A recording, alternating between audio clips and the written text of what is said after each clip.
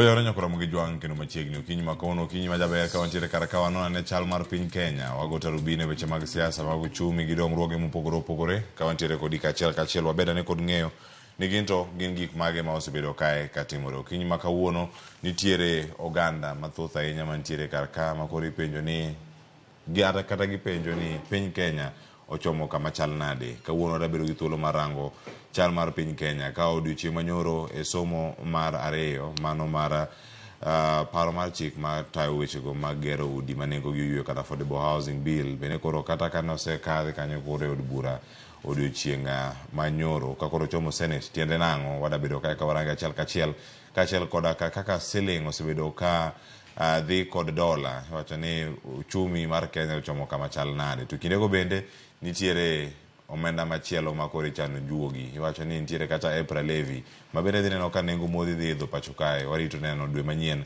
ni odhi chalo nade mago mathoth warabedo kae ka warange chal mar piny Kenya romo ma jatend piny Kenya nitiere godo e kaunti ma Nakuru orumo odiochieng' manyoro kendo tigi mathoth ahinya manolosi kotenore kod chal mar uchumi kod gope monego bed ni nitiere kar ka jofwambo mago ne nitiere oko sigana ne gilosonwa mano odiochieng' manyoro kendo kawuono wadani mondo mi wanon gi kantiere kaka kod jolony weche ma opogore opogore tenya kawuono nitiere gi janon siasa ma bende otenore wechego mag nono chal mag arita kachiel koda ka wechegi mag arita ma pacho ka kod mago bende ma sectors mopogore opogore ang'wan ka bende kod okil kamaloka ma bende ang' nonwane siasa okinyi ma kawuono ne ochal nade okinyi ma kawuono nyakora moge jwang'a nitiere kod Tom Nguku janon siasa wabende wantiere godo okinyi ma kawuono akawo thuolo mondo mi arwako kachiel koda ka wakili Charles Midenga e TWAK oyaro achako di Tom moso oganda luo moso jokanyanam numu sawa ing'emi wan luo chande donjo maber akian wan ni luo takian ni jogi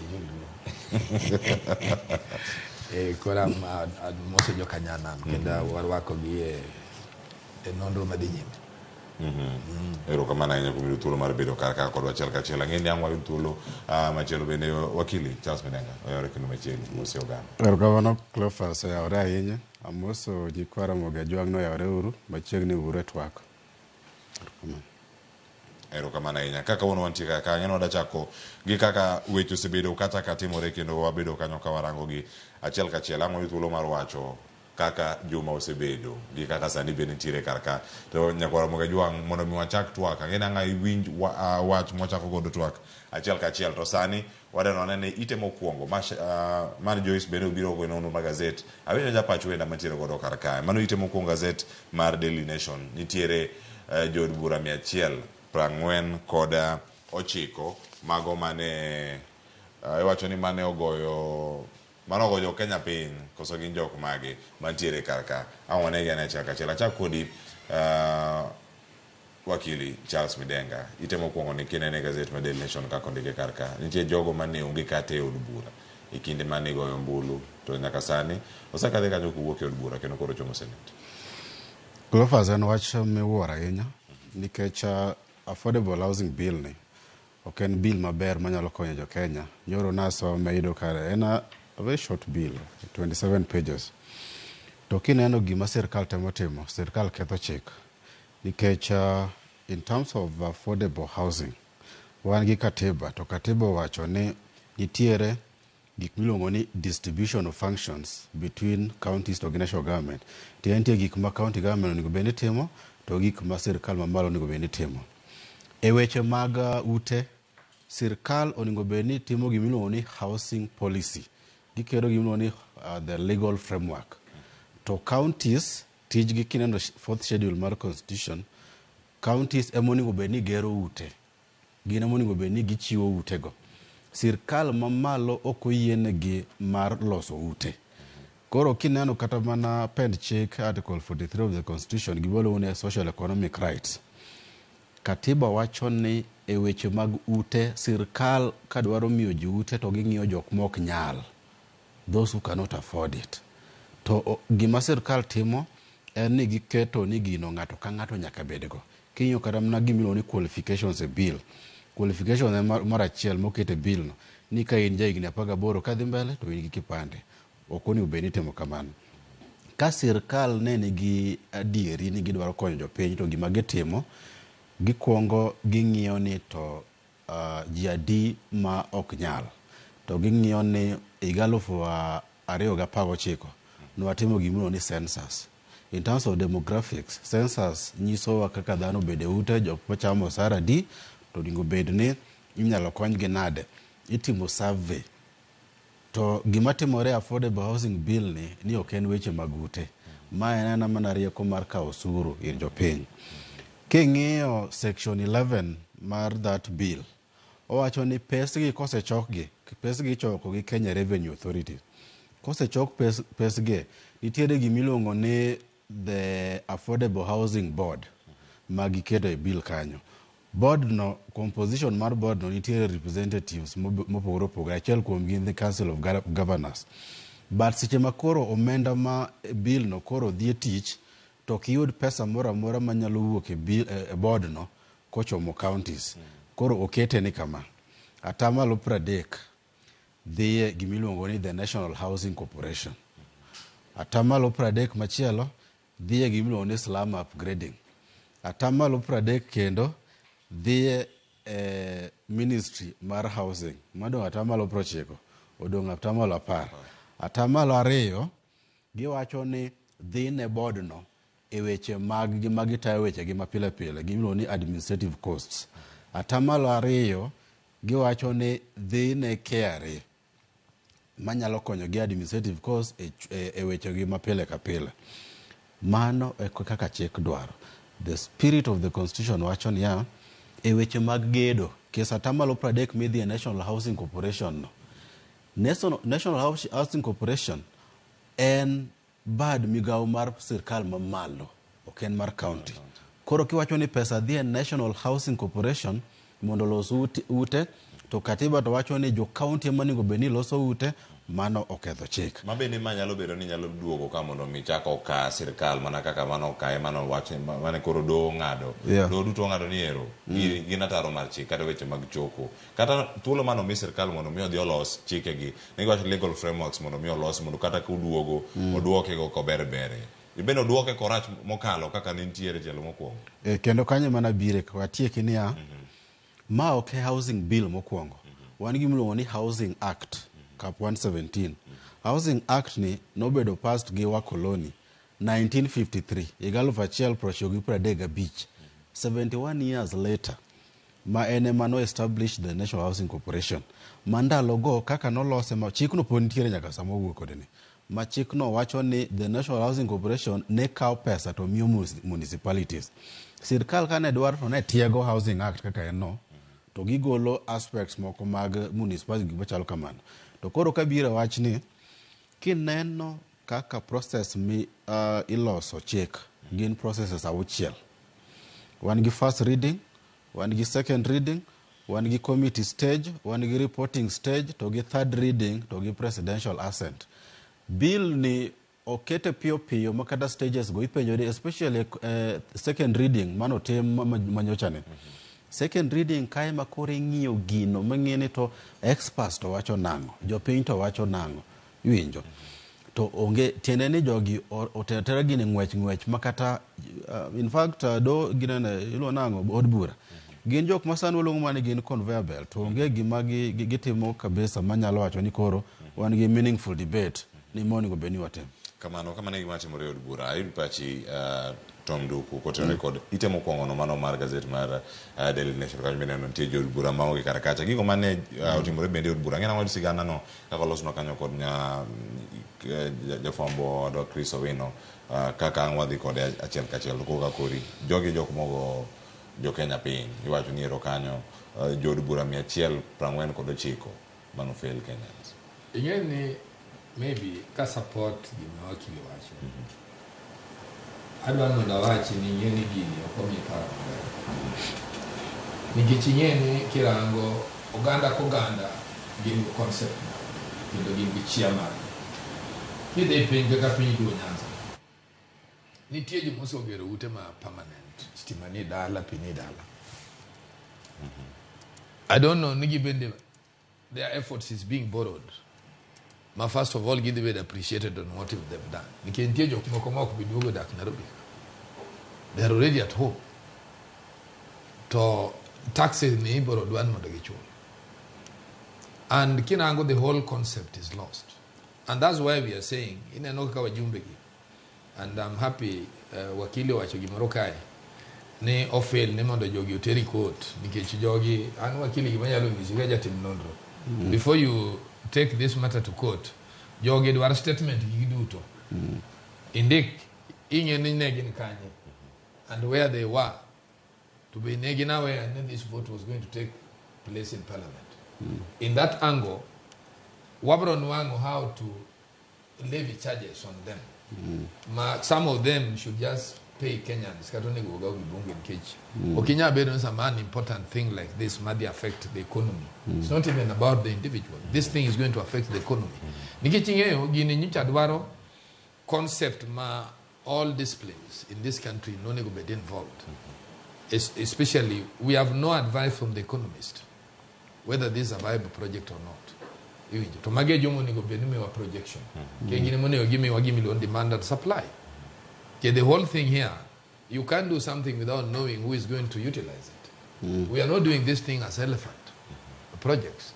And we have areas, mapodi, looking at the act, kakawakili wacho, looking at the act, Mar Minister of Housing, we have municipal houses which are depleted, no better repaired.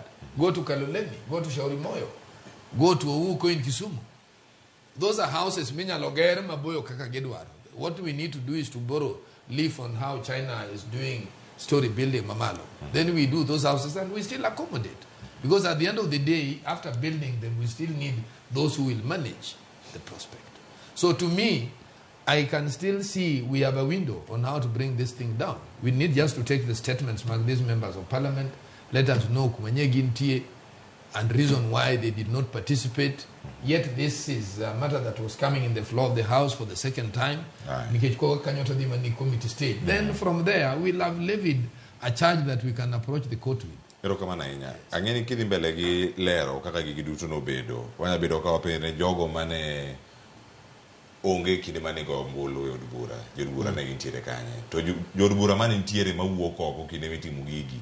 Gindo gichunga machalande. Jod bura magazi miyo notimo gini. Kendo koro sani Wabinya ne sigana ne ngoloso kanyo kod Chris Owino mano kotenore record weche gi maga affordable housing pogruok no mienjo mano ikin gi kanyo ka gintiere e od bura moko kuom gi ka wuok oko mano iga mokalo kae manwa lose wakili kachel koda katom Nguku ne waloso kaka wacho ni be wuok oko ni protest ni konyo koso miyo mano jok moko thuolo mag kalo chike machalo kama gi od bura. Nitie approach machielo mazimio nyalo kao mopogore gi wuotho. Wawinya ne sigana kato bangi amodogo kae gi TWAK mapod ntiere go ka e weche makoro chomo Senate mano maga udi manego gi ogonyore.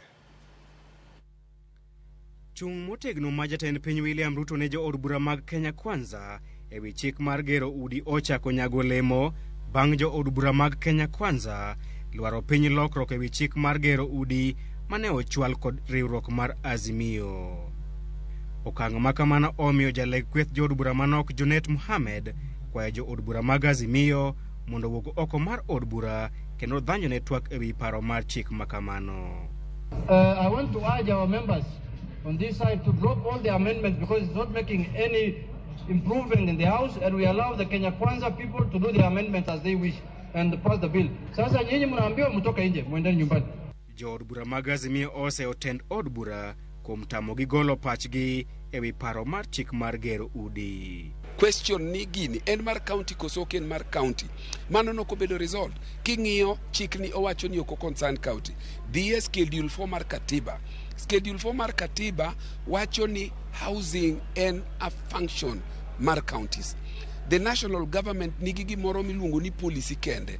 So we've decided that since our colleagues on the other side were robotically instructed to pass the bill as it is with only amendments they have agreed to, and to reject any such amendments that would be proposed by our side, it is of no point to sit there and validate a process that is invalid. Jaod bura maseme Dr. James Nyikal ne dwaro ni atamalo nukta bich mar gero udi mondo ngusko ki osara moseng'adi osuru kata net salary ma ok osara mapoko juogi osuru kata gross salary. Is that the levy is actually being put on the gross salary.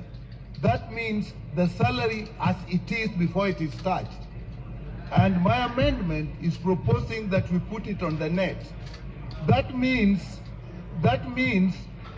after you have done statutory deductions, such as NSHIF, such as NSSF, then what is left is what you levy the 1.5% on. Kwayano kata kamano olwar piny kod jod bura mag Kenya Kwanza mane ochung' kar tiendgi ni okang' ma kamano dhi miyo sirikal tich matek. Because by deleting the word gross and substituting that with net, the impact of that would mean that for you to impose a levy, you'll have to take into consideration all deductions, including if you had SACCO savings or your SACCO loans or your bank or your loan at the bank, and therefore that would cause an administration nightmare. Kata kamano, jod bura mag Githunguri Gathoni wa Mushomba ochung' kar tiende kendo kwedo chenro mar gero udi ka owacho ni ok en chenro madhi bero ngima jopiny. Speaker, that the affordable housing levy are punitive to Kenyans who are faced with high cost of living and their lives are difficult as we speak. Also, the levy increases the cost of doing business in Kenya and may lead to most businesses closing down or retrenching employees. Kalure gi mano, paro mar chik mar gero udi koro biro dhi e somo mar adek, okang' maonge lokruok malong'o ma inyalo timne paro mar chik makamano. Ponono ni jo od bura puodhe, paro makamano ibiro chwalo ne jatend piny mar kete koke kendo bedo chik. Chris Owino, Ramogi TV, Nairobi. Nyakora mogijo masigaro mokino kanyo kod Chris Owino winje kanyo yo makare kendo en twak makoro chomo od bura no mano mar Senate. Odhi chalo nade mane kinde mwantiere karka. Jod bura wuok oko kinde matwak dhi nyime jo ka Junet Mohamed koro kwayo gi mondo wuok oko kendo gitwak ne jofwambo. Jopiny wato wadhi konyo gi gang'o ka gibiro gikono yiero ase wuok oko wakili. Mae okang' monego bed ni jod bura kawo e kinde montiere sani. Gin ginyalo wacho ni oyo mae gima wanyalo timo makare e kindegi. Bende en moro ma nyalo wacho ni en moro mochomo. Wuok oko en okang' maber manyalo konyo oganda nikech kiwuok oko to pod bura bodhi nyime. Wan gi gimiluongo seche mwang'iyo chik gimiluongo ni interpretation, wang'iyo ga gimiluongo ni Hansard. Hansard en seche ma ja od bura wuoyo to indiko to gi transmit. Koro seche ma wanono chik ni gimoro waluongo ni what was the intention of parliament. Wapenjo ne od bura seche ma ne ging'ado bura ne gitimo ang'o. Koro Hansard ne ema bo thegowa to wang'iyo ni jaod bura ma kama nowacho nochwalo ng'urne machalo kama. Jaod bura ma kama nowacho ni oningo bed ni watemo kama. My reason manogolo. To sami wuok in case od bura waluongo ni en house of record. Ineno Hansard no. Kata mana sani kidwaro ng'eyo kaka dhano notwak kata ma higa 1970 1970 pod idhi yude Hansard mar od bura kacha. Gima ber en ni nyaka ichiw ng'urni mandik piny ni kata kung'ado gini an nachung' kama to kiwuok wuok no wapenjore ni seche muwuok dong umia mia jogi nyaw gino pod dhi mana mbele. In nyaka iwache ni kes ng'eni seche ma jaod bura odhi od bura kacha odhi gi mbi mar jok moyiere kowuondo ni kata ni ana kata mana Siaya kata mana Migori to jo Migori wacho kama, jo Kisii wacho kama, jo Meru wacho kama. Jok mano yiera ni abika kesilo ni representation. Jok mano yiera mondo abi od bura no wacho ni msimamo gi e wach mar affordable housing bill ni en ni gini kikal. Mano ndikuro piny. Koro kata kukale to ng'urna to nitiere piny ni okwadware. To sami wuok ing'eni mokwongo kibong'i gimoluongo ni Hansard no okwabing'eyo ni Cleophas no wuok. Onge kuma speaker bondiko ni ji adi no wuok to ji adi no dong. Hansard bondiko mana ni ji adi mano bedo, ji adi mano chwalo ng'urgi to ji adi mano yie to vote ne en kama. Koro in sami wuok e od bura tidhi e pavement be kacha iwacho weche manono to actually iluongo ni kisungu matenti iluongo ni dereliction of duty. Kisungu dholuo wacho ni irengo tiji mano onego bed ni timo idhi goyo siasa kar mondo ibed kanyo mondo emiyo kes seche ma wan e doho ka nitie ka gino tere doho do ng'iyo ga ni to jobura gi seche mane gikalo chikni ang'o mane gitemo timo weche mane nitiere iye ka to seche makoro wayudo ni kata mana jood bura 200 nitiere kanyo to jo Azimio kata 50 oringo doho ok nyal neno ni ji 50 oringo Hansard kanyo onge koro magi ma jo Azimio osenego bene timo to gobene timore kata kuonde moko bed kata kanyo wa mondo igo koko mondo wang'e koro kata ka Sergeant Atam goli to goli makara dhano neno niya ni temo to kinyage gwech di to osebuogi tido gi wuoro mano ok en kaka iloso gi weche ero kabana Tom Nguku ikete kama chalade ka jotelo moyier mondo mi otim tiji od bura ma koro ero ringo dhi pavement gi wuoyo wakili wacho ni ero koro mano gidonjo kama gichako timo siasa loso chike mano ni gubeni nitie kacha ero koro giringo giweyo okang' ma kamano ni yo machalade ka jod bura mag Azimio osebedo kati ma ok en thuolo mokwongo osenyo kata kinde mokalo in fact gitamo I build evidence kada ka koro dhi court and ing'en gin wigi wil ni gik ma gitimogo nyalo konyo in other jurisprudence ka ji odhi kati court so inyalo nwang' ni seche moko you reasoned well ma can even interest a judge ni despite the voting power jogi nen ga good idea that can be still be bought kech court is a court of record to ka koro mana kaka wakili wacho gima nyaka ing'e ni bunge Hansard nen gima duong' and Hansard can form part of the evidence before court to ka koro gin Hansard gidwa no ndek ni ji nyo walk out no walk out 50 I don't know 40 that's a very mega number magta ku walk out onego nwang' wich kuot karo nego gaga ko kie kacha to make the whole area ungovernable nikech nitie space momiu you know like I would give you an example I remember kane wanyo bunge ma 1992 nenyon bunge to wacho no reform no elections Molosia most of our members of parliament by then were very tactful people negating of placards gibano manisati and Molosia became unruly bobedo na sent out the rest of the people stood their ground and negi vote bobaje to the nyime but still we obtained the constitutional reform ineno nikechango there was a precedent manager loss so in this angle I think ni sanyo nego watch my walking out. When you walk out, go in the majority or kawatin. Kawatin to nego apply other tactics and to bid people who can build a record. You know that parliament is a very good parliament because today, if you go there and find out no JM no lal, tibon wangu ni shukukuno chumbo penjo. One wanka JM ongea and nobody is telling us.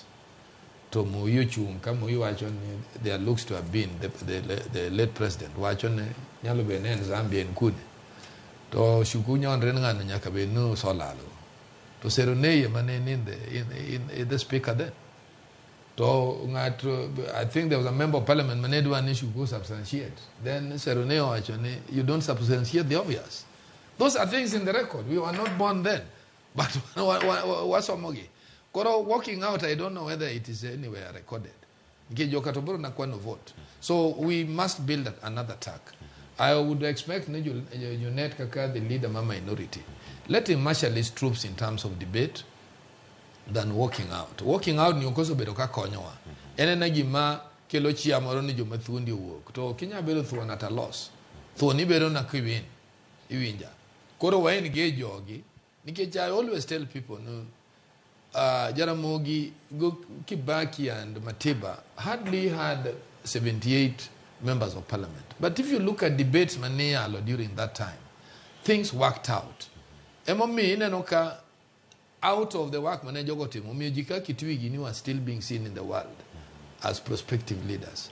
So, Gimadu Major team in parliament today, and I still urge ni Jowa manyoko go kura 149 jo Kenya gi ma jo Kenya no yero gi we need very good reasons one ka Kenya lo cover their statements here now is where we want the NGOs now to work Katiba Institute girutika giked forces gi kage no jo go kura nango ne gin kune and why is it that also the speaker nyalo decide an important motion like this ka members 149 nge bunge.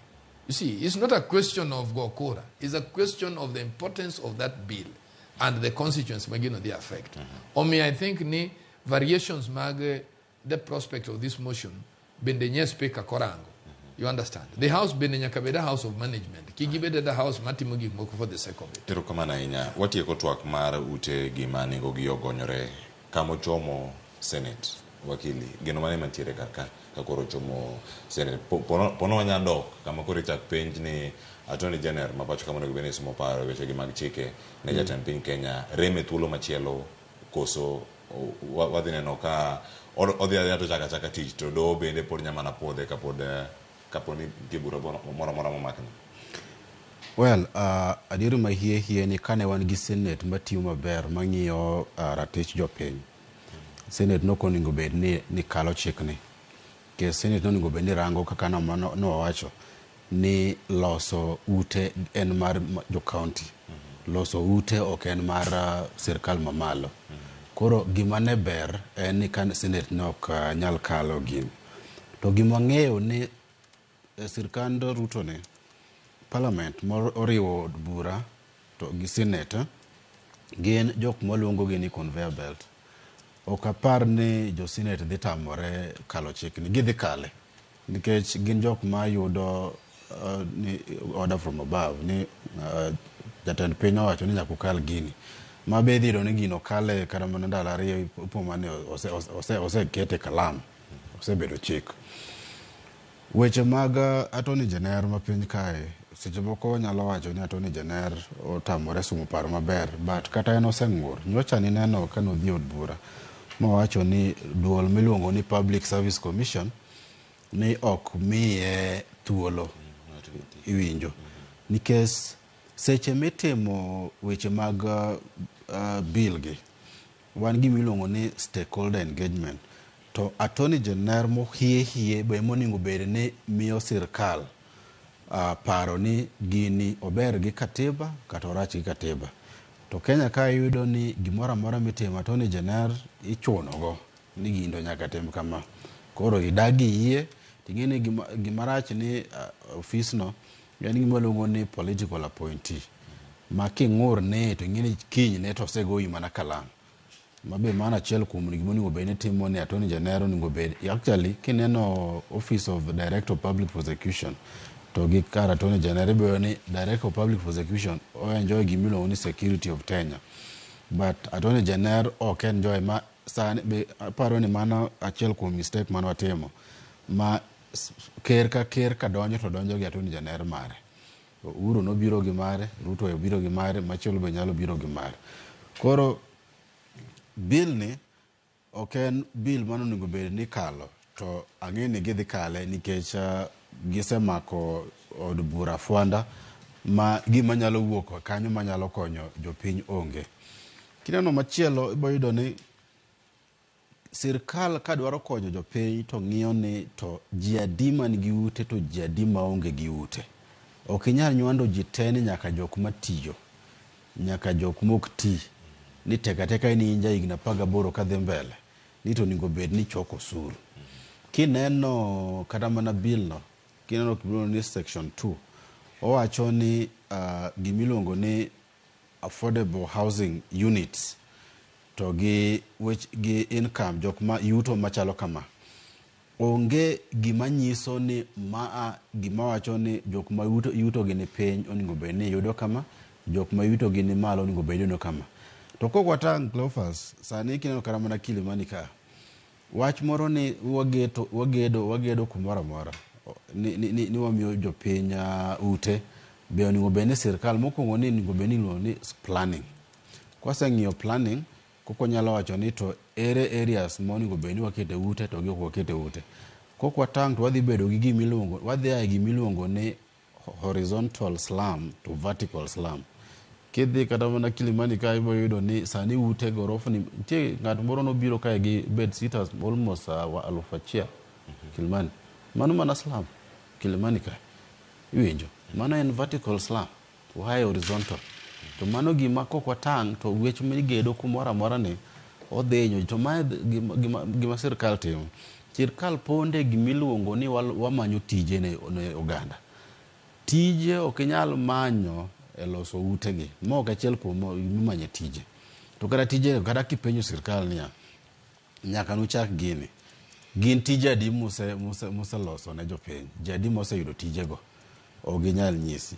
Koro adieri mopondo ni ma en gima sirkal dwa loso manyo suru, to koyudo suru to gitero project, gidivert projects machielo. Affordable housing ni giponde aponda. Mae gima lit ne jogi ma kinyisogi ne gibedo piny to gineno ni ere kaka onyalo choko pesa mar tayo program mar sirkal machielo, to giwacho ni uwe waponde gini. Ema lit ne gima kidhi do to giparo ni gini, kendo gima nyaka gi actually we are putting them on notice. Gitere Senate ne to one court. Yeah. Aya, nokoro mo gijo mana kama nyabedo no bede ka rango ni oganda ibo med ng'adi koso bank osekale Senate chakwane no kantiere twak moko mapod dhi nyime do kanyo kapori nono. Wadhi twak machielo nyakoro mo gijo ranga ne weche gi mag chulo gope kachiel koda ka gigo ma jatend piny Kenya bende ne olose ka entiere e county mana Nakuru mano ka orango gope mag Kenya debed ni gidok chien kose nang'o mabedo kata katimo lide okeo oikono asigana machalo kama madane mondo warangi kae to bang'e ang' wadhi nyime kod twak. Iwacho ni sani dola nyoro kanyo 142 mano ka rango dola achiel mane kaka enje kanyo kod siling ma Kenya tiende nang'o kaka jatend piny Kenya lero ni kaka uchumi bende osebedo kadach.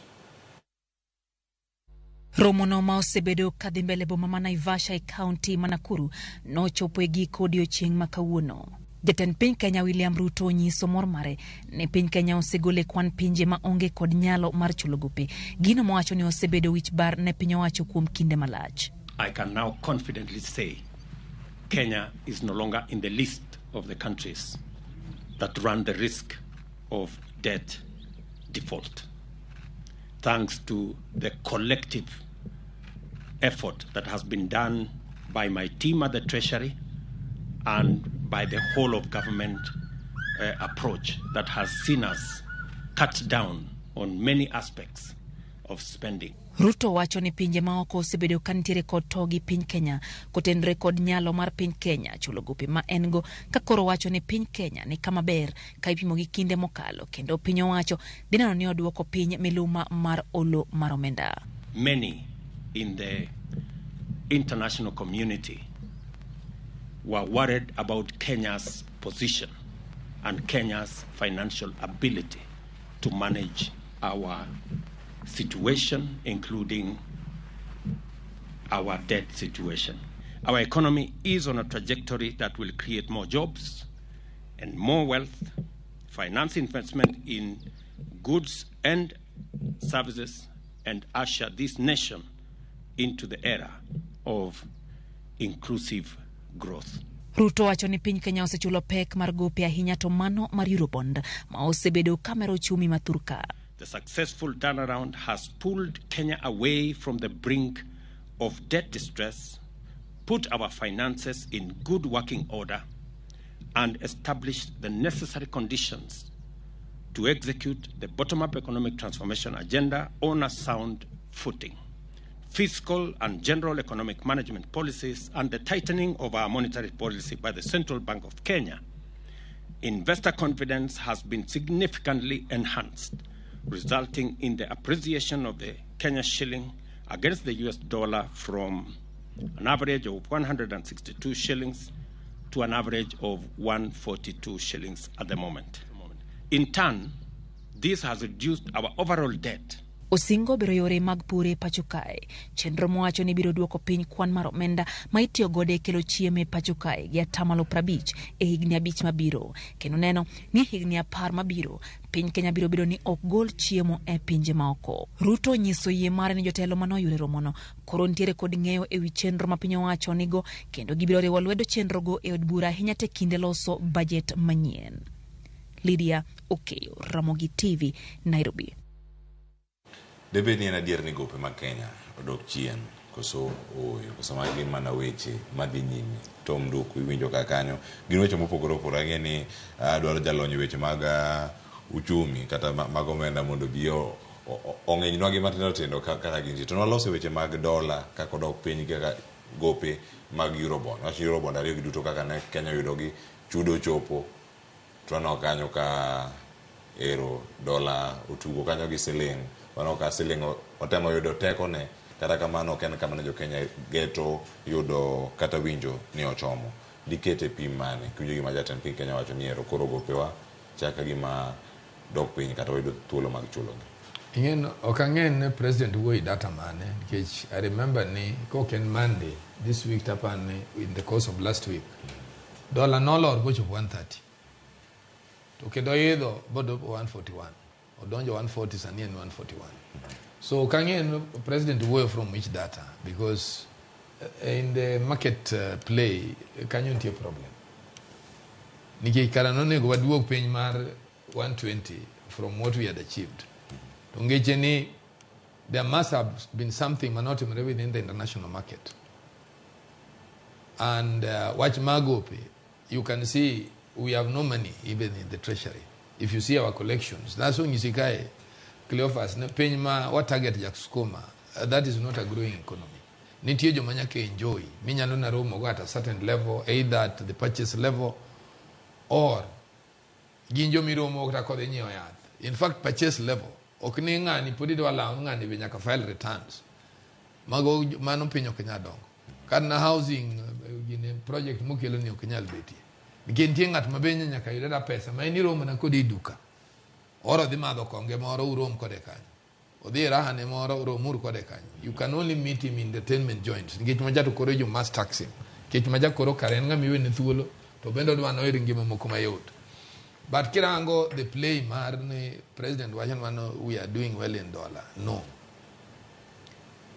nikech what is our purchase level look at electricity nikech electricity mo dictate go the economy of this country to rang kaga pod gik moko dhi nyime in fact the other day I was writing to Kenya Power because nanwango nane charger about 31 shillings idala kucha while the rule is saying that no I should be charged 24 shillings so na penjo ginto anto mara ni kara anatio aran kambi dala ka kose maruni na and I paid that thing for the last 4 years iwinjo kore nwango ka gik monego president manyalo gengo yo mwanyalo loso go economy ema president oso fail nike president onego penjere mokwongo why is it that there were too many corruption cases and walalo gite iwinjo walalo gite to pesa ni be nyiso kama de while samane ni mako jogi to we were being told that these things were meant to bring some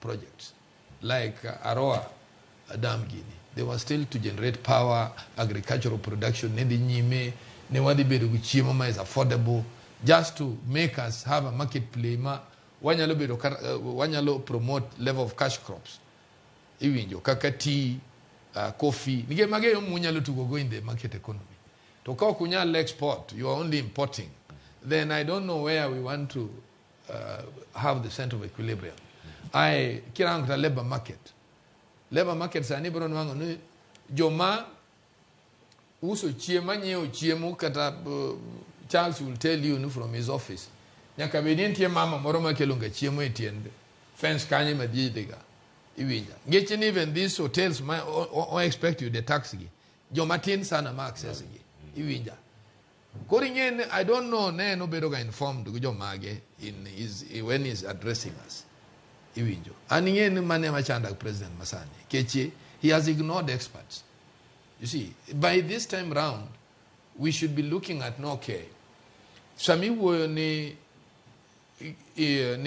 Eurobond kata no adwa chudo to nigo wangen to pesa ni kane wole income mane mokelo to kata kan ola to no lali yo mane kech lali be nitie ohala la ohala ina gambling to nigo be ni jo Kenya understand no lali yo mane to kan ola ngate mo pockete gichenen pesa makaro kuti ke ngani ma trade kode simo ko trade kode in other countries which is now not helping us so I think the whole game here one wabeda vidajo mabeyo manyalo ritre again kawa bedo no watch corruption wagoliwiwa and the president should actually not be seeing a fall in the market within a week is something to celebrate about he should have addressed us after a month that is when we would have known that it is sustainable so within a week araneno on Monday nena at 130 onyono 141 you may not know what will happen so I think on that variation the president is not doing us justice.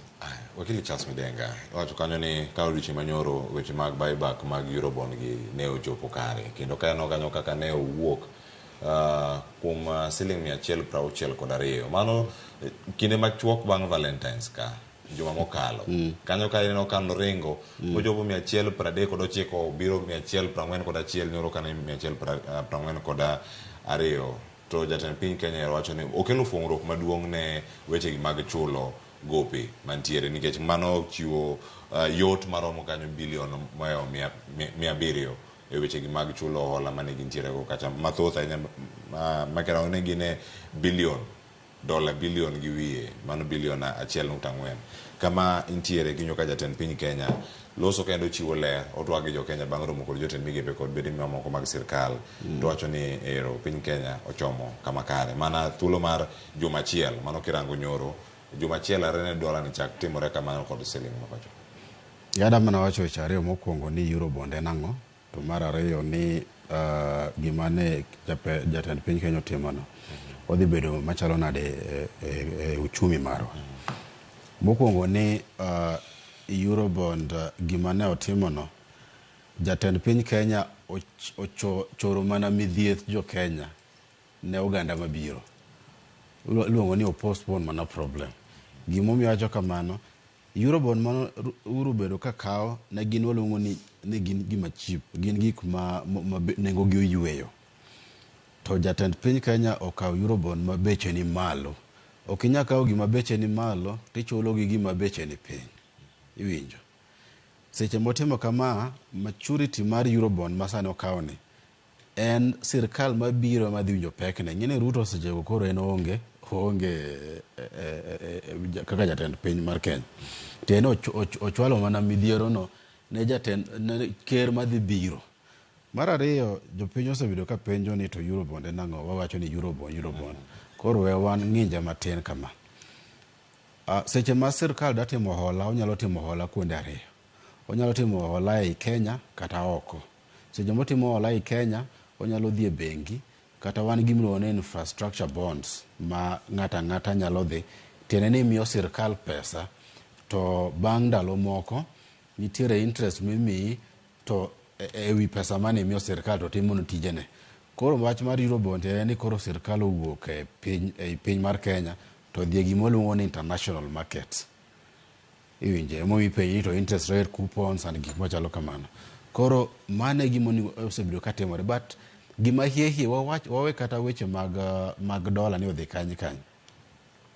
Penjo ma penjo ningo penjere ni to seche ma koro sendi ni obiro ka itimo kod ang'o.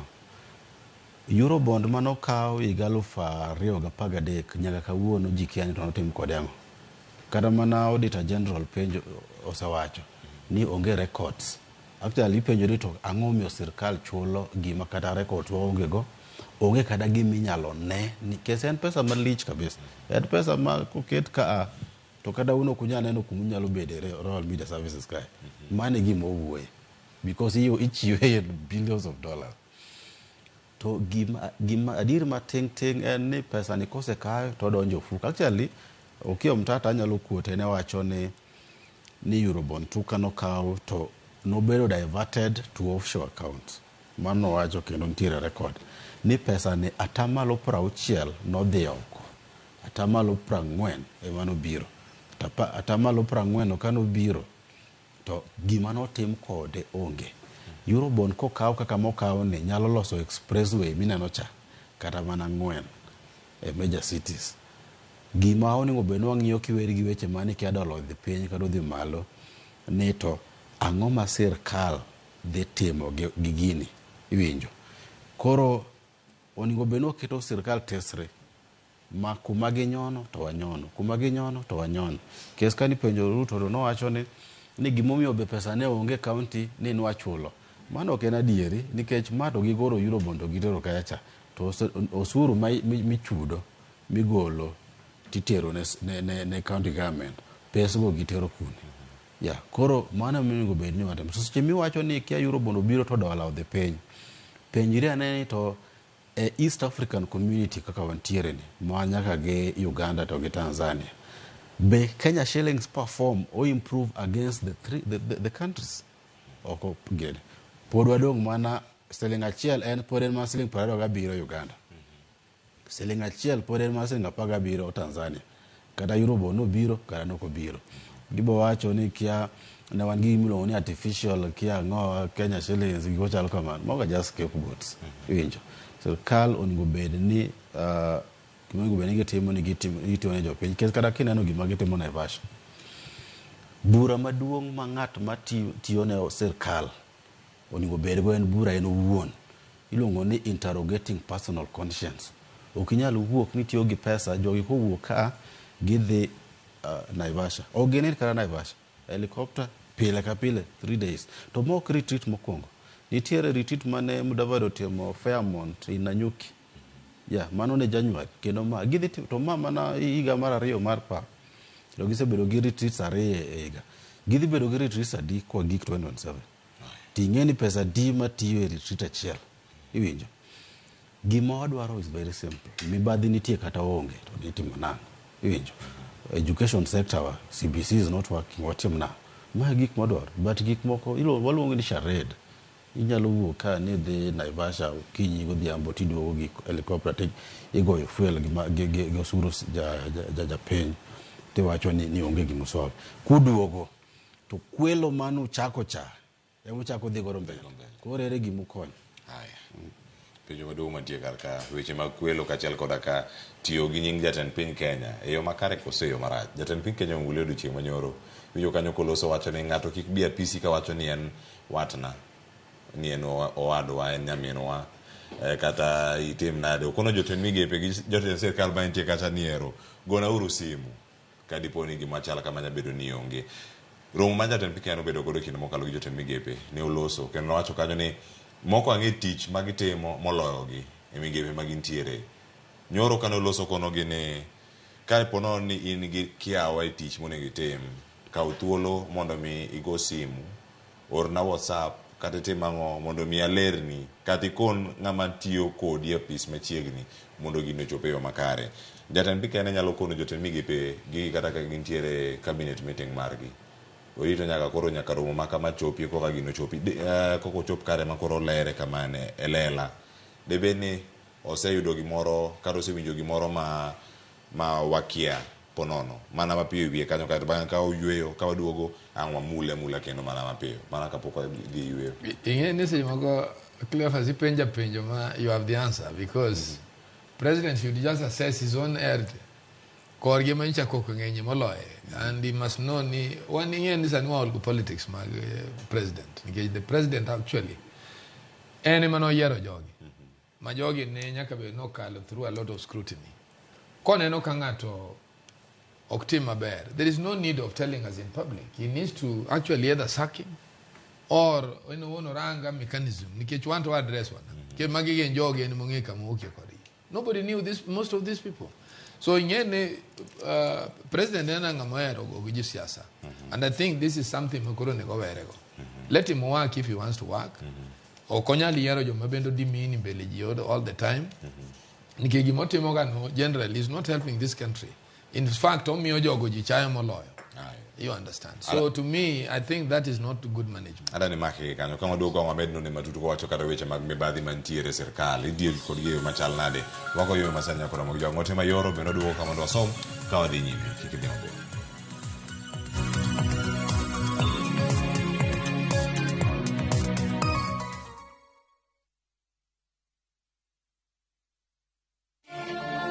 Kila mtoto ana ndoto ya mustakabali mzuri, lakini je, ulijua kuwa zaidi ya watoto 130,000 wenye vipaji na uhitaji wanakosa fursa ya elimu ya sekondari nchini Kenya?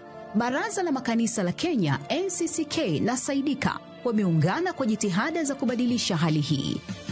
Ungana nasi kusaidia watoto hawa kupitia elimu ya sekondari kwa kuchangia tu shilingi 1 senti 50 kila siku kutoka kwenye muda wako wa maongezi kwa kutuma ujumbe wa maandishi wenye elimu kwa 29888. Mchango wako mdogo unaweza kuwa na athari kubwa. Pamoja tuwape watoto nafasi ya elimu. Tuma elimu kwa 29888 sasa. Imewezeshwa na NCCK na Saidika.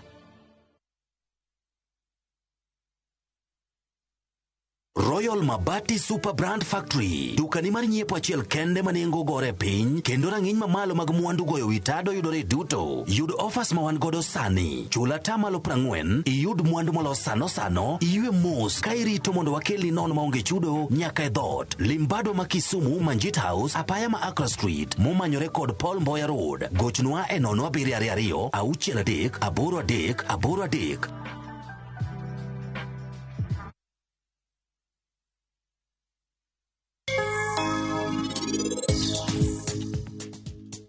Kane pok ariwa arus Viki noheraga ahinya, to tinde en ok odwa kata nena.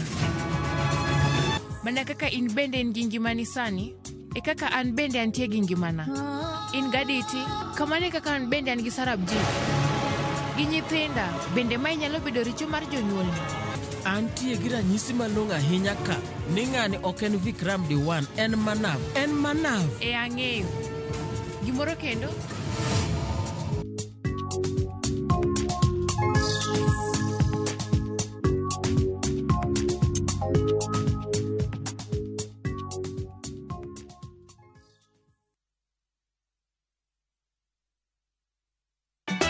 Ka osiep motegno kod johot moherore ritore. Yako chia. Timondo ndisori. Wayudo ng'eyo tonggi. Ipani akia gik mitimoga. Uro wengi donje matusi na ukweli donge. Yud mor e ngimani kokalo e gik matindo. Udogo shwag wene musajakadala. Justice for all. Miane ngima Nyarkochia kod osiepene kachiel kod joodgi. I am busy. Gima ruotho miyo kana wene jachien. Sama giromo gi pek mar ngima, joot kod osiepe. Nyasaye neno gi wang'i ma ok opimni. Akwaye ni mondo imak tieja karibu to kopuodho tilew chunye. Ok ginyal weyi ma ok inyiero. Nyakocha irachna e joga. Koka ite to tegore mana ka ita puoyo maniego. Nyarkochia, tich abich ka tich abich, saa 1:55 otieno. Mana e Ramogi TV.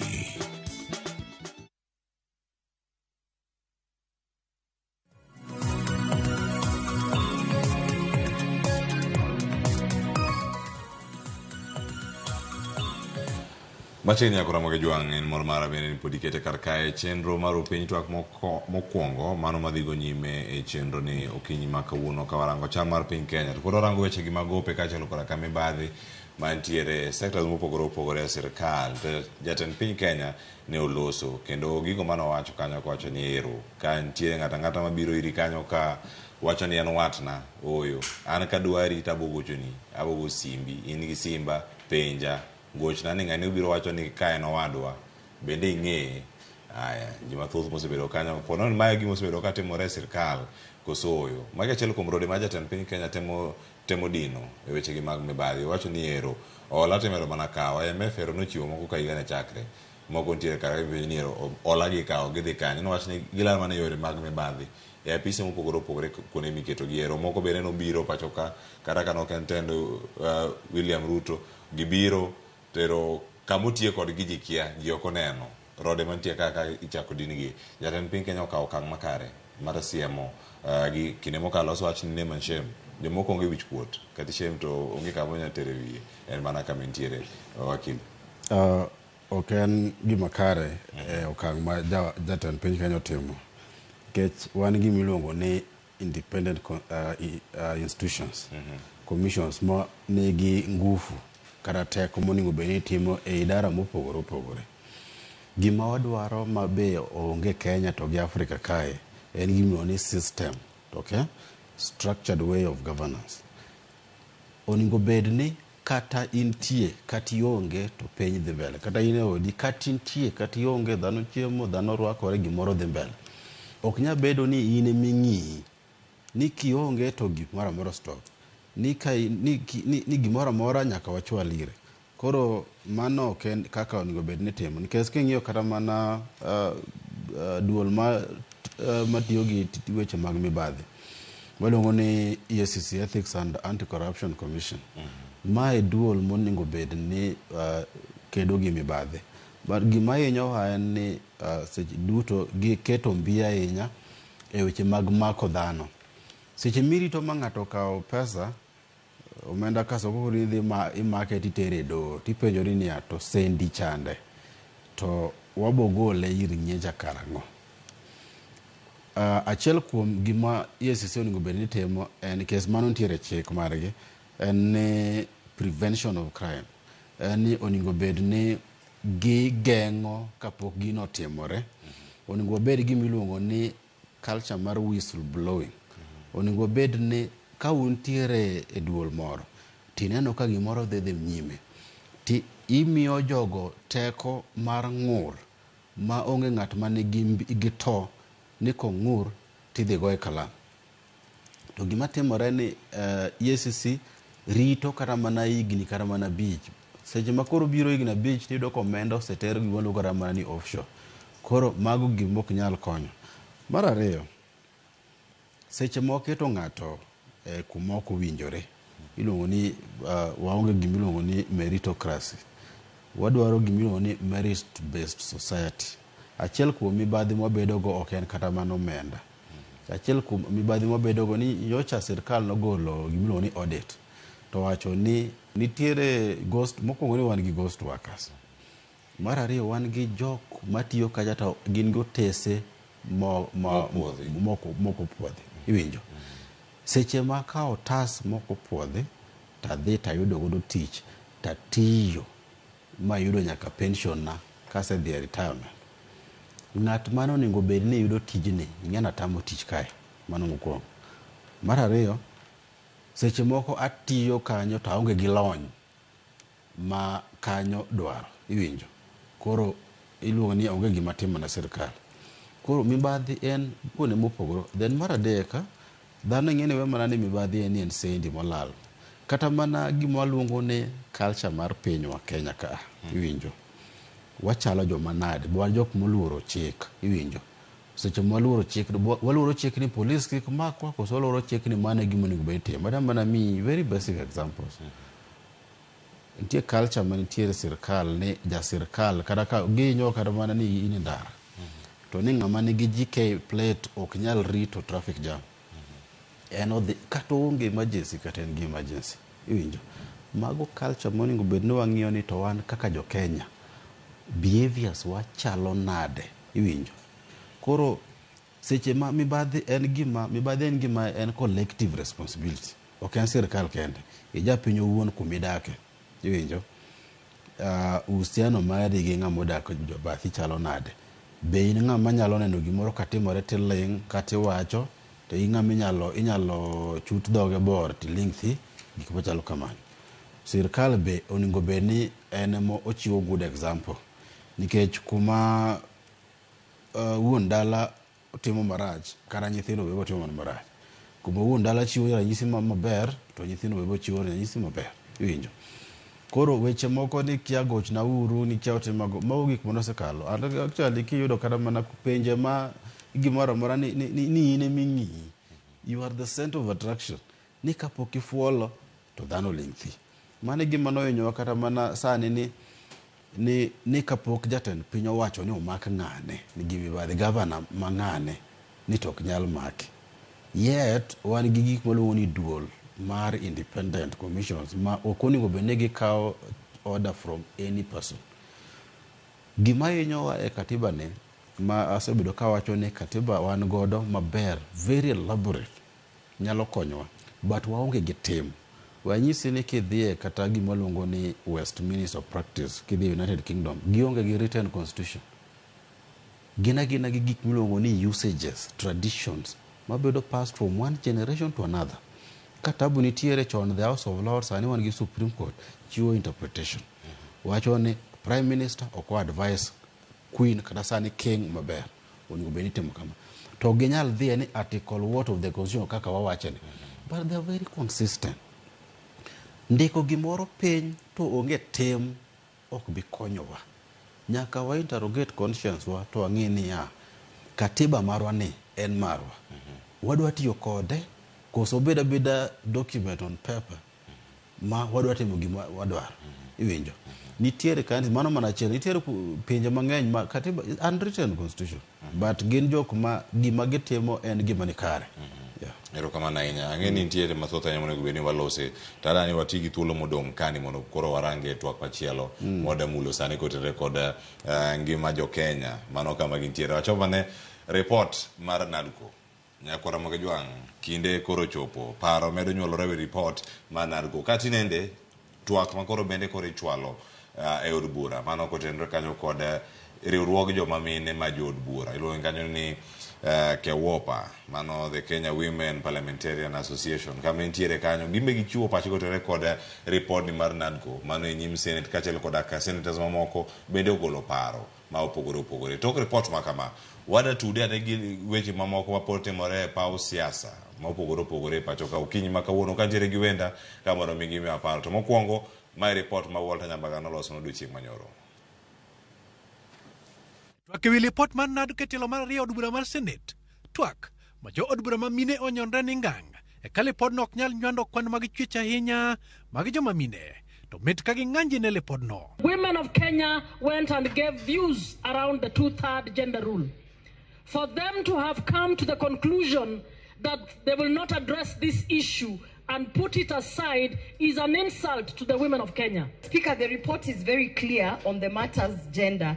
The specific recommendations the report has said is that the issue of the 2/3 gender rule is kicked out and given to a separate committee, a multi-sectoral committee that is supposed to come with a separate report which will be adopted or moved or supported or kicked out as a separate issue.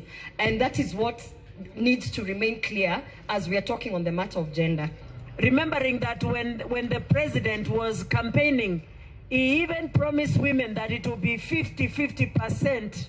Jod bura mamoko to nokoni twak mar NADCO nyaka chake mana gi pek mar ngima e kod chogo duol mar IBC kata odoko ni kweth ma Kenya Kwanza to ni kod dwach gi lipodno. The issue of cost of living from our side is clear that the government must do what it takes as the government of the day to bring the cost of living down, to bring the cost of commodities down, to bring the cost of fuel down. Our position is very clear. One is that we must set a panel, select panel to reconstitute the IBC. Senator ma Nairobi Edwin Sifuna tumedo ni Senate nyalo biro kalo lipodno mana kaka en kokalo winjruok mantiere kindon buche. And products of bipartisanship, as the majority leader said yesterday in the floor of the Senate, can only be amended by bipartisan agreement. So the expectation is that either the report will be adopted as is, or that if indeed there are any amendments to be made to the report or to any of the proposed legislation under the report, then it has also to be a product of bipartisanship. Magitimore ka thoth mag jo od bura chano ng'anjo ne twak madhi ataro kod dwachgi. Kwa bet kacha waraba stamp. Sani wantiere dictatorship nation. Wantiere Ruto rule this country e yo moro mok ber kabisa. Jakura Magajwang kinde mathoth oganda oseneno ka jo od bura mag Azimio la Umoja One Kenya Alliance wuok oko ka ginyiso kun margi ne twak madhi e od bura ka e kindego ok gimor kod twak madhi nyime. Penjo maduong' en ni to nyaka karang'o ma kweth mag Azimio la Umoja One Kenya Alliance kaka kweth makwedo biro bedo ka wuok oko kendo chiwo thuolo ne kweth ma Kenya Kwanza mondo dhi nyime kod chenro mag twak.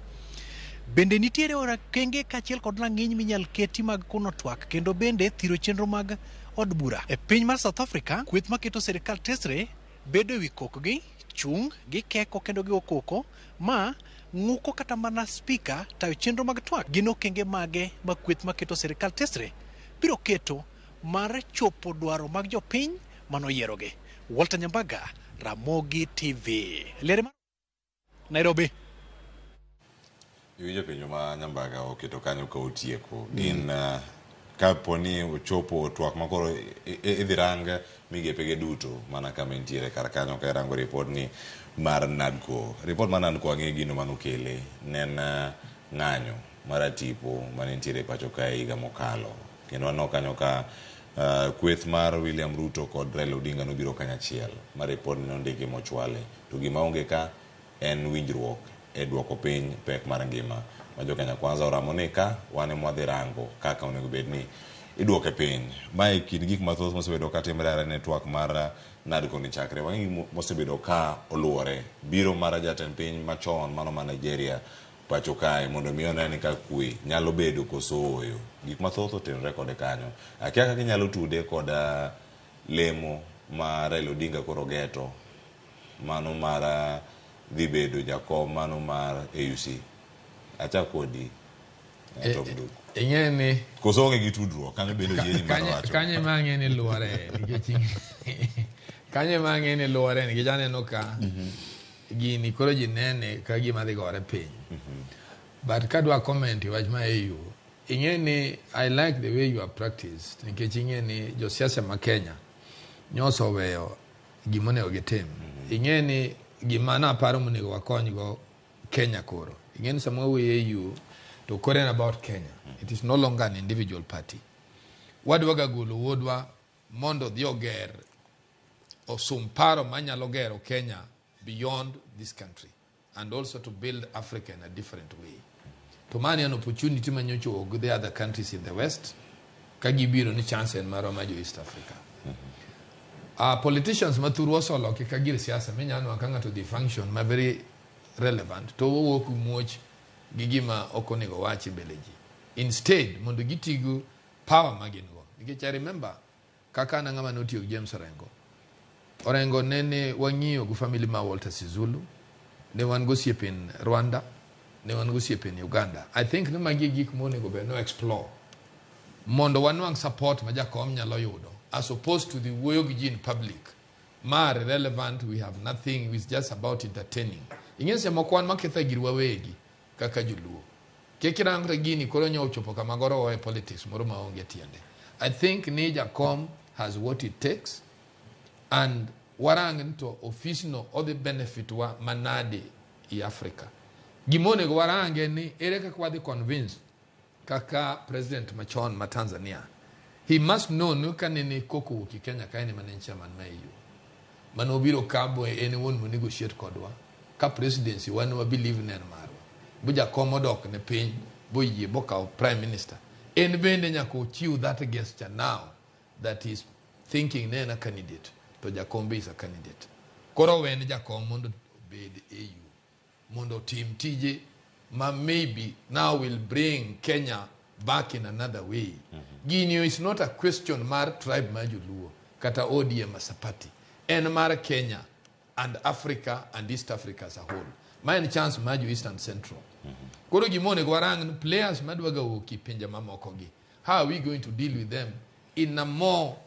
another platform of friendship koro Jakombe ne ngosiepene and we must know that this is a challenge because this is a gesture that has come from another region not our own region koro wawe problems mwango ma wango I region kai nkech kakwa elo dowa will also make those people read things differently nkech gimina no kama kuro chopeni the intelligence world is now working and ana neno ni magi gin gik mabeyo nkech ODM niga ena party man ga very elaborate concept one ngato kasali cause game obedo minister for foreign affairs for so many years mage jomo nigo benwa keti fold mar Jakom now to help us negotiate for us to get this seat and then it will be a plus nikijana nka jomoko wacho nu president mamaro masani be ngu komoro kacha one bende wadwaro it is not wrong when two people can get a good seat manungiso no wan gi chia makare and if I look at penjo mi penjo aneno kamine agitate tingeni gima wiwa will ni we are a country of history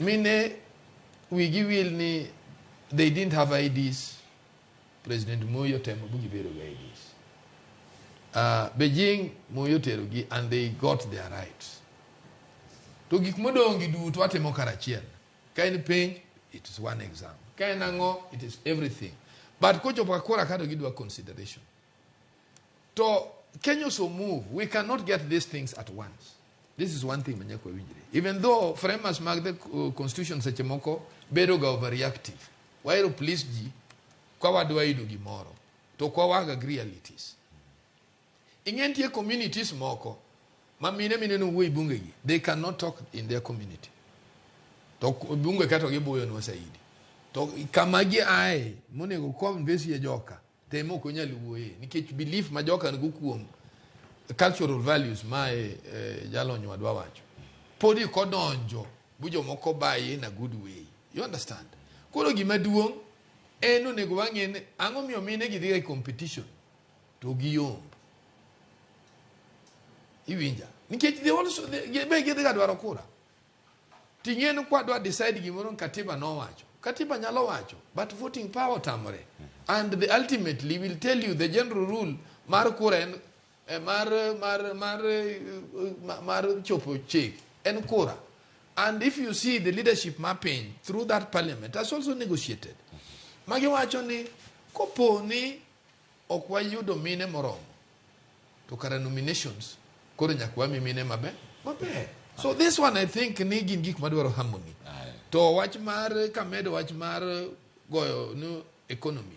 Economy wabunge ma Kenya wigi will there is no Kenya Kwanza in parliament and there is no Azimio in parliament. One members of parliament. Kawachi economy member Morokelo as a basis. Members of parliament need to discuss it. It's no longer a Kenya Kwanza issue. Karaka Kenya Kwanza issue. Now we are more than 1 year. They have not solved it. To bende mane gi mati muredi ni kejo koke ni Kenya Kwanza katazi biwana ukakwana ka pogore enya manak bende kipoge manaka kanyo kweth mathoth ema bro carry the day. National interest issues should not actually be having political party. A political party nyalo kelo motion. Do you know kaka mara affordable housing chaote more? Toki national. Toki momi wawacho momi waso wuoyo kago owadwa Charles. Ni nyaka wa interrogate statement majo giwangi kama ginti. You see, we want leaders also be put on check. Jo Kenya makoro empower institutions and jo professionals to come up with ideas. Kaki neno kio mtata timogacha. Other Kenyans need to come up. Mondo kora karanaja bunge ni benongen karaka leo bunge. I can be questioned on merit. Where I was. You see, niketi mano nego duok ni magi mo nego riem ni bunge. So me I think ni it is gikwane giasa disappointed. This is an eye opener. And your Mariek will now develop a concept out of it. Eroko bana ngena ngadu mwana idu ashmari mugikangwa tieko koda wakili Charles Midenga agenda make karkanye manaka mosenga mwechope cha chak gie yuki duogo enadiko ka kozange chak ginadiko titude ane yuka mentiere ochopo na de ma wachopo kama koro waneno TWAK ma unego tere od bura pek mar ngima Uganda okdhi lose. Tom Nguku ngena sebira kode mang'eny to kawuono to kisungu thoth ahinya. Dayo moro mani siaya lu ni tingwangi osepenja gobo ng'eyo angeka gaki kiliera. Koro kibire Nadko en query. Ing'eni laktar kadwa yangi to keto ni query ma mondo inindi. Koro nyalo yangi mos. Nadko en gimolongo mani anesthesia. Nadko it is neither here nor there. Onge gimo konyo. Ami example ranyisi achiel. King'iyo Nadko report wacho ni nitiere duol ma iero jok miluongo ni commissioners mag IEBC. Iluongo ni IEBC select panel. Nadko wacho ni gino itimo gi ker to gi moluor Raila Odinga. Sani do nosewacho ni nitiere IBC select panel manose chuogi kala kapok Nadko notimore. Dono isogi ne gidhi mbele. Koro kata Nadko opuodhi kata opuodhi onge gimo nyalo konyo. Penjo maduong' ni Nadko kaka nolose ni be nokonyo ng'ur mane Uganda nigo kapok notime. Ni wacho weche mani nengo gik moko ni malo be gidok chien. Onge gimo dok chien. Mafuta ma dok chien to gitero malo. Bech mauta no dok chien to EPRA nyoro no jako duoke malo ite gimolongo ni Petroleum Regulatory Levy. King'iyo osuru mar petrol geno chiko. Koro wan gi mang'eny excise duty, VAT, railways levy, Kenya Roads Board benitika. Tachiel kuom gen Petroleum Regulatory Levy. Tiende niya pesa ne dhie e Kenya Roads Board los konyo gi administrative cost pile ka pile. Ne gimede kuom iluongo ni atamalo 0.25 to 0.75 gimede didek. Iwinjo? Mana achiel kuom gino ni cost of living. Mar ariyo, nitiere gik moko kanyo ma Nadko wacho ni onego bed ni wadhi e referendum. Seche ma koro wadhi e referendum to wadhi tiyo gi sendi onge gimo konyo. Kore momiya nyise ni an anyalo tude gi weche mag AU. iwinjo. Gini kano osewuok to ninyalo neno kata mana Agwambo nosewacho ni en ok odog e ndara. Iwinjo, wacho ni en ok odog e ndara. Magara sani ibwoga bwoga ni wanyalo dok to ok onyal dok. But here ineni siasa ma Ruto goyo en siasa mamalo ma kok in careful tinyalo lal. Kidwa mako gweno tidiro ne iketo tar gi kede kanyo. Tidiro oduma to chamo to kodonjo tar tiywayo ni to ume. Kisedonje e kom mar AUC machakore kes Faki ma Chad osedhi 2 terms 2 higni 4 to gigna ne to kinyal dok mbele.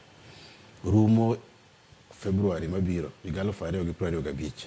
Raila kodonjo kanyo tiende ni tam ne dhi rumo 2028 to kinyal donjo ni to igwe tao to ichaki duogo kae. Seche midhi kacha to kuyiene ng'ur piny moro amora e Afrika. Koro idere kaka inyalo gwe tao tibiro ti expect ni chako campaign gi Ruto tiyudo 2027. Seche ma timo kaunti bani Kalonzo to le. Kinde mionge ni. To jo siasa gi be let me tell you, onge gi loyalty ma koro nyalo wacho ni Oparanya pod riti. Ni agwe tao taduogo tacho apod ayudo Oparanya. Ni kata mana Martha Karua pod rita, Jeremiah Kioni pod rita. Iwinjo. Ena exit plan ma jogi nochoro ni Jakom gini semanyo to koro kami exit plan mondo idhi kacha iwena tich. And believe me you, gini en both ways. Kara ilo yude to odhinyo, especially wan oganda Luo. Iwinjo. Nikech wadhi dong' kiye, let me tell you. Ibo yudo ni for the first time 2027 kara ilo bedo chairman mar AUC. Ibo yudo ni jo UDA MPs adi madhi bedo Nyanza. Okay? Jo UDA MCS madhi bedo Nyanza to gi MPs to gi governor. Gima Ruto temo timo maling' ma dhano nyaka ng'e ni Ruto temo gima luongo ni creating a constituency out of Central Kenya. Central Kenya notere e kom. To neno ni ere alternative constituency manyalo create makata ka Central Kenya onge to Gachagua ok nyal buoga. Ose the Western. Mudavadi ofundo gi positions pile ka pile. Ma Mudavadi ema ere de facto deputy president. Winjo. Mano keto Western odwa no go block yes Bugomba be mano okonye kanyo. Nyanza be the same one give infrastructure magi keto nyaka drives mag jo UDA membership all over. Winjo. Koro seche mara ilo dhigwecho to onge structures babere ODM ka. Dipani ODM dhi perform. Jo ODM erosiwo ka kwedo pile ka pile. Mokwongo no dhi bedo gimilo ni voter apathy. Ni seche mara ilo onge kacha kata komako bad ng'ato ni eno konyal wuoyo jadi madhi wuok jokanyo na madhi wuok madhi go kura onge. Iwinjo. Ruto dhi dok Jalodia to ena mpango mono Ruto dhi terms 2. Kiseneno Olusegun Obasanjo ng'eni iseneno jo Amerika e kanyo mano adieri mok nyal pando mabe lwetgi nitie. The same Olusegun emano bedo gi Ruto gi Raila Mombasa tema nade kono chakore. Achiel kuom gigo en ni Jakom in dhi kacha iweno ka. Magi gik mantie lela mok nyal pando. Koro dhano oningo bed ni tang. To kata kwa wuonde ni ofel kata kata mana Amina Mohamed no fel. Nyiera mapok no dwaro yode. Ni in gini chung kae otami. Didi ngwen isn't it? Kuzo di beach. From 2007. Ichunka no 97. Ichunka otami. International plane be koro wateri otami. Mano en otegu ma oketi ma ng'at ma ng'iyo gik moko matut oningo bed ni ng'iyo ni to wanyalo konyore nade. Kamano wakili.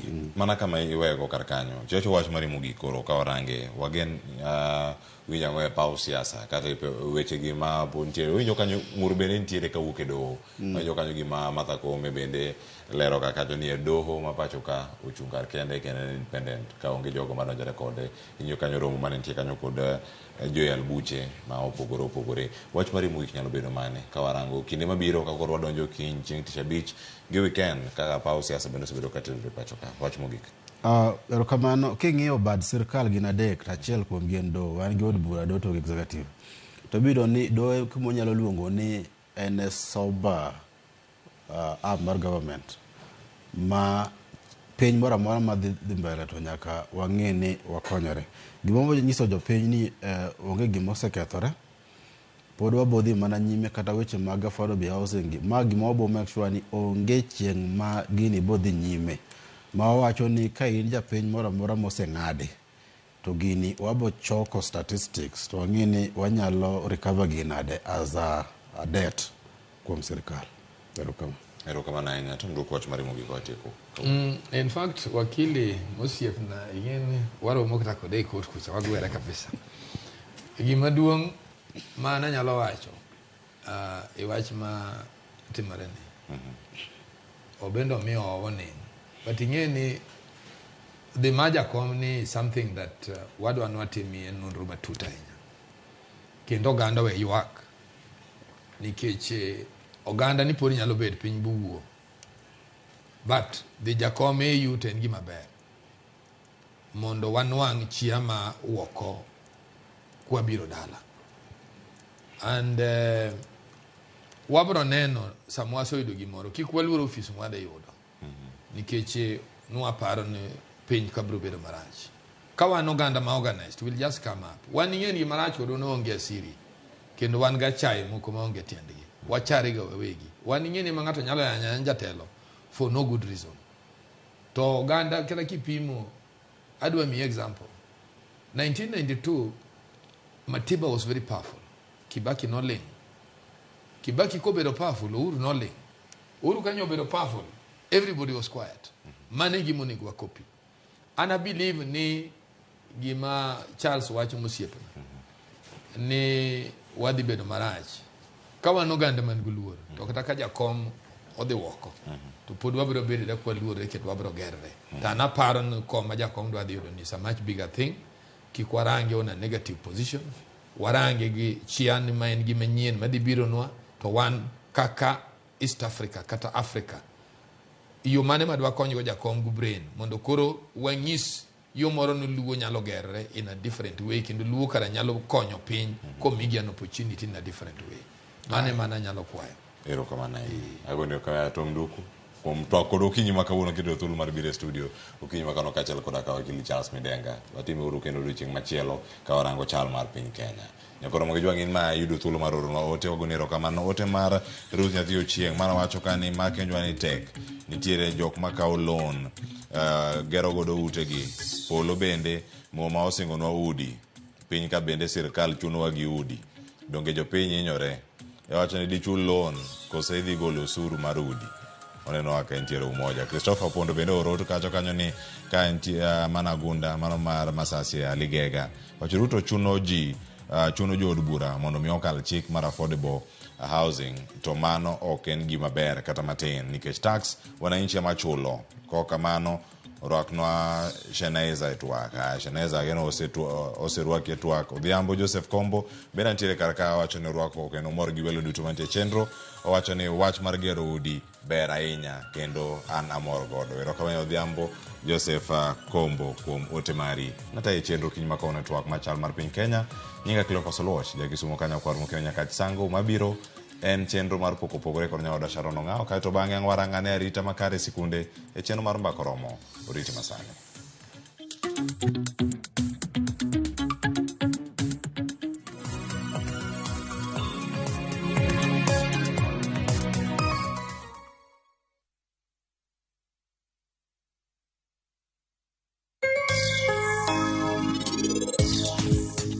DECO is